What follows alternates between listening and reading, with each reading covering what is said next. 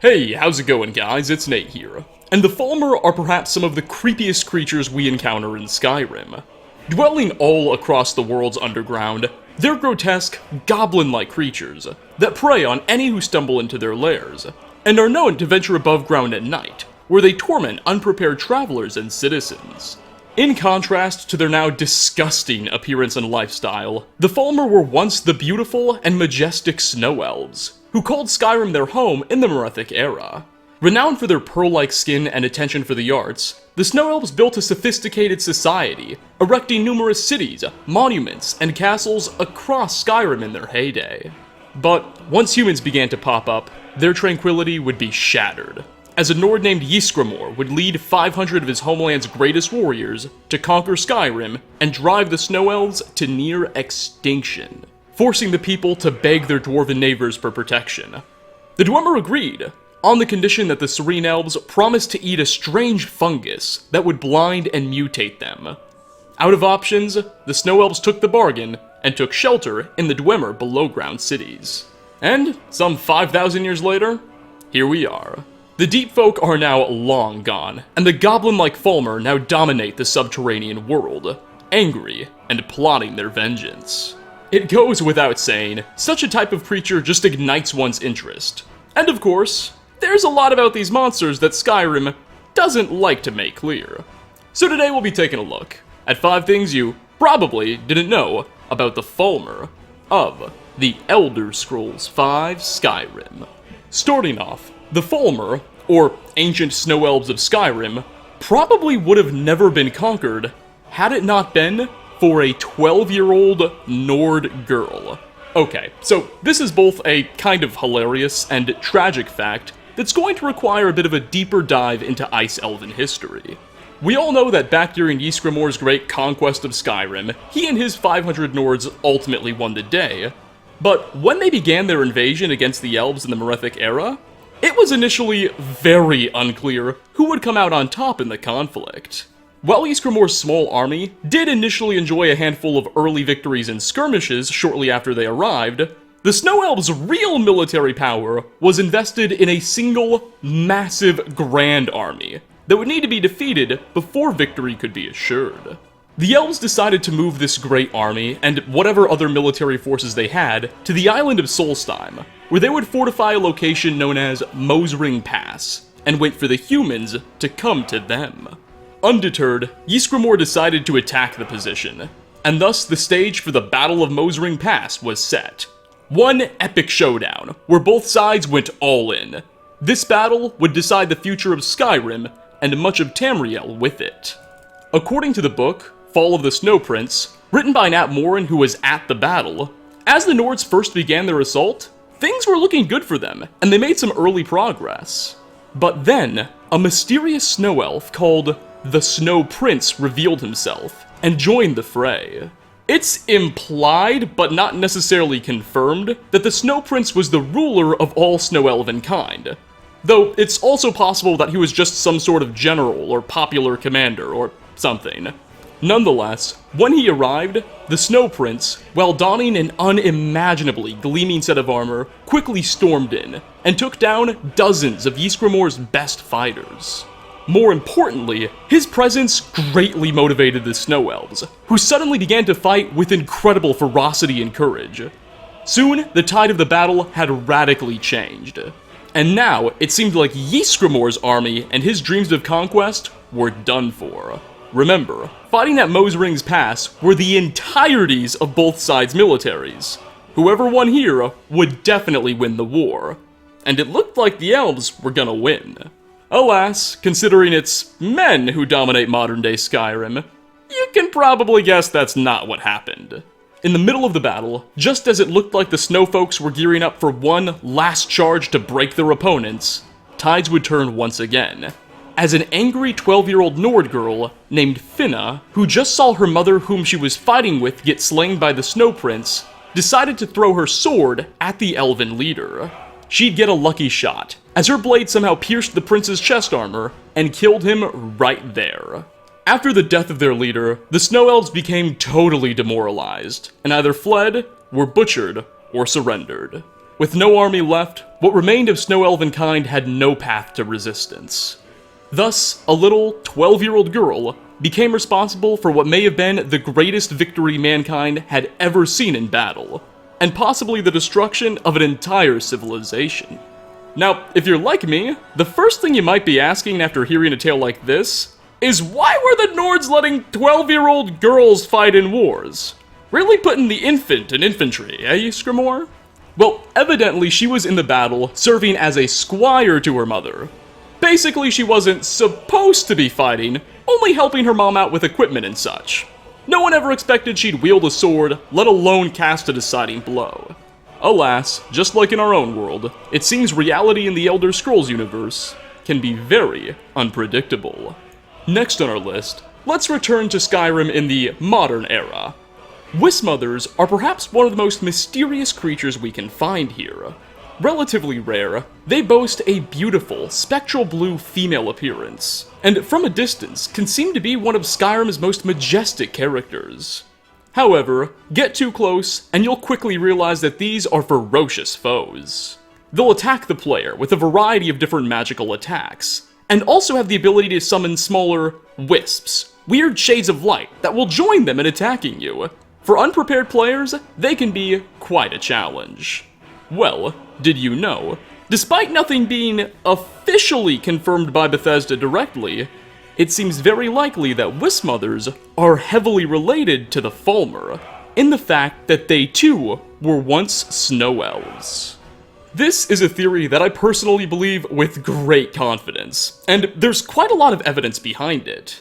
For one, if you just take a good look at a Wismother's appearance, you can clearly tell it's elven.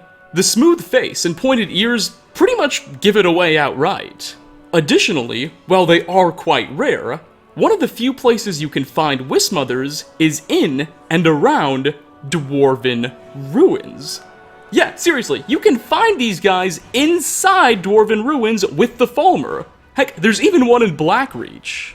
Perhaps the Wismothers were once normal snow elves. However, unlike most of their kin, when they accepted help from the Dwemer, rather than go blind, the Wismothers ascended into something.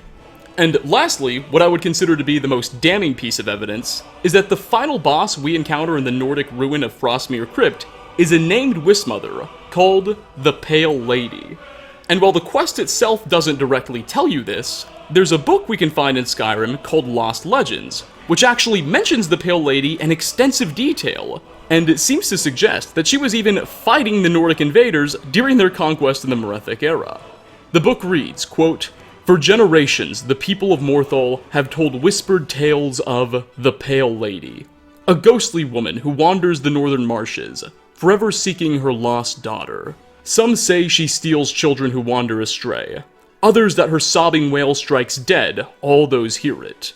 But behind these tales may lie a kernel of truth. For ancient records speak of Umriel, a mysterious figure that Ysgramor's heirs battled for decades, and finally sealed away." End quote.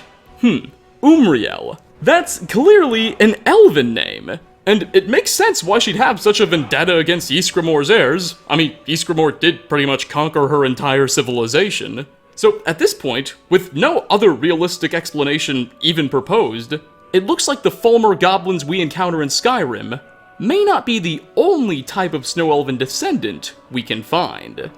Now the only question is, how did they take on such a form? What caused them to become so ghostly and magically inclined? Was it the work of the dwarves? Some ritual, perhaps? Only the Wismothers know, and they won't tell. Coming in at number 3, we have what is easily the most lighthearted and fun fact of this video.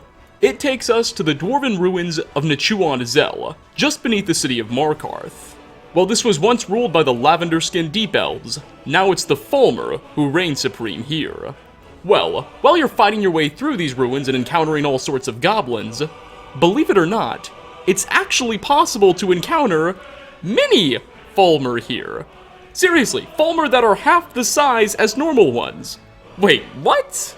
Yeah, for whatever reason, every time you come into Nichuan Zel, you're likely to encounter 1 to 3 of these miniature Falmer characters. Nowhere else in the game is this possible, and it's likely a mistake by Bethesda. Someone working on this level probably just scaled the characters wrong, or something.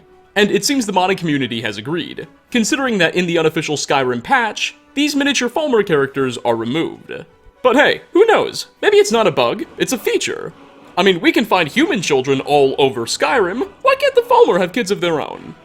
Well, there's not a whole lot more to say here.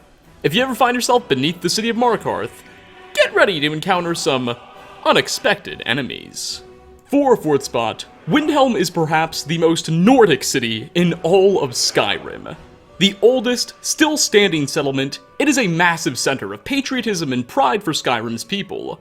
It's also the epicenter of Ulfric Stormcloak's Great Rebellion, which seeks to restore control over this land back to the Nords. Well, knowing all this, you may be surprised to find out that Windhelm was actually built by the Snow Elves. Specifically, Snow Elven slaves captured by Ysgramor after that battle at Mosering Pass we talked about earlier. You see, after their decisive victory against the Snow Prince on Solstheim, the Nordic army decided to sail back to Skyrim and enter through the White River. Once they arrived at the mouth of the river, Ysgramor decided that this would actually be a great place to found a city. So, he and his 500 companions simply gathered up all the Falmer they captured at Mosering and put them to work, forcing them to build a great city using Nordic architecture and imagery. It's honestly a pretty creepy thing to think about. These people just got their entire civilization conquered by the Nords, and now they're being forced to build them new cities. It's a little degrading. Even more disturbing is the fact that the 500 companions weren't just trying to settle in Skyrim. Their objective was the elimination of the Snow Elven race. So after these captives finished building Windhelm, they didn't just let them go. More than likely, they murdered them all to death. Volume 19 of the book, Songs of the Return, documents the whole affair. It reads, quote, "The elven captives were set to work, bringing forth stone to build in their conqueror's fashion. As many elves died in the building of the city as had the crew of the Eaglement slain while on its way to the site. And Ysgramor drove the wretches evermore, to build higher, to lay a claim to the river, so that none might pass the interior of this land without first showing due respect to its rightful claimant.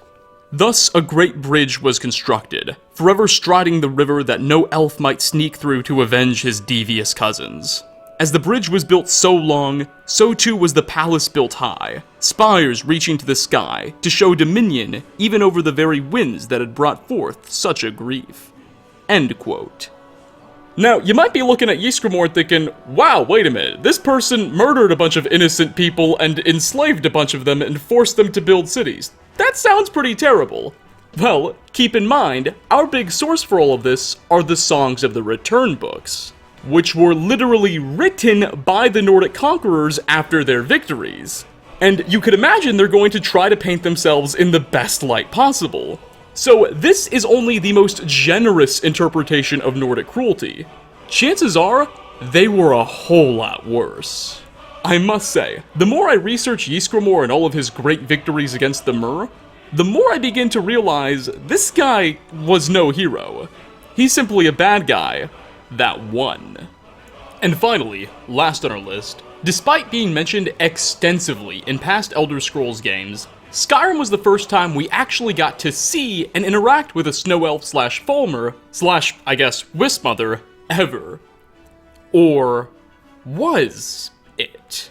Because some players suspect that we may have been jockeying with these characters well before Alduin's return. You see, way back in 2004, shortly after the release of The Elder Scrolls III Morrowind, Bethesda decided to commission the release of 2 mobile games. Keep in mind, this is again 2004. These aren't games people are playing on their iPhones, but instead on like ancient Blackberries and flip phones. Nothing too fancy. Anyway, Bethesda eventually had The Elder Scrolls Travels Dawnstar and The Elder Scrolls Travels Shadowkey made for mobile platforms. Both being spin-off games not actually made by Bethesda, instead simply developed by a third-party studio they hired out, neither of the titles were especially lore-heavy. However, they did introduce an interesting type of antagonist, called the Ice Tribes. Dawnstar's entire plotline indeed revolved around these fellows. Apparently, they were mysterious, light blue evil type of people that inhabited a series of caves beneath Dawnstar. For whatever reason, at a time that isn't exactly specified by the game, they decided to rise up and lay siege to the city. It would be up to the player to defeat them and drive them back underground. In Shadowkey, the Ice Tribes made another return, though this time they were a much more minor villain, inhabiting a small series of caves on the border of High Rock and Skyrim, which we'd have to quickly clear them out of. Neither of these titles really bothered to provide us an extensive history on the Ice Tribes. They didn't really tell us where they were from, who these people were, only that they were weird, blue, and very angry. But some players have been connecting some dots, and suspect that they may be the earliest iterations of the Falmer. Standing in at a similar height with similar dimensions, given the fact that they have an affliction for underground life, and really, really hate humans, there are a few connections here. The most prominent distinctions are within the Ice Tribe's own physical appearance. They tend to be blue or white, and look much more human than the goblin-like Falmer we've grown to know and love. However, it's very possible these changes could just reflect some design choices by Bethesda. Or, maybe, given the fact that we don't really know what time in the Elder Scrolls history these two mobile games take place, it could also be possible that perhaps the Falmer just hadn't evolved their goblin-like appearances yet. Maybe they still looked a bit more snow elf than monster. Furthermore, while we defeated the Ice Tribes in both these games, we were far from driving them to extinction. You would think that they'd still be around in time for Skyrim, yet we don't see any. Now, admittedly, this is only one theory behind the origins of the Ice Tribes. Some players have reasonably proposed that they could be related to the Blue Reiklings of Solstheim. Others have argued that perhaps there's some sort of strange, wintry Daedra. And it's even been suggested that they hail from the mysterious, lost continent of Akavir. It's said that Akavir's northernmost region is home to strange, evil snow demons. Maybe that's what these are. Or maybe they were little more than a necessary gameplay element. Maybe the developers of these two mobile games just wanted to come up with some sort of enemy and this is what it was, and then Bethesda forgot about it. While very anticlimactic, that's also a very likely possibility. Whatever the true story behind the Ice Tribes, are they related to the Falmer? Did they come from a lost continent? Only Todd Howard may know, and Todd Howard is probably in quarantine like the rest of us. And with that, we are going to wrap up. 5 things you probably didn't know about the Falmer of the Elder Scrolls V Skyrim. Thanks for stopping by, everybody. Researching for this video, it's just an incredible storyline behind this strange type of creature. And as I already alluded to, the more I learned about the fall of the Snow Elves to the hands of Ysgramor, the more I begin to think Ysgramor wasn't exactly the great noble hero the Nords present him as today. Oh well, what do you think? Leave a comment down below, or join the conversation on Discord. Link should hopefully be in the pinned comment if I remember. Anyway, thanks again for watching, and hope to catch you all in my next video. Peace out, everyone.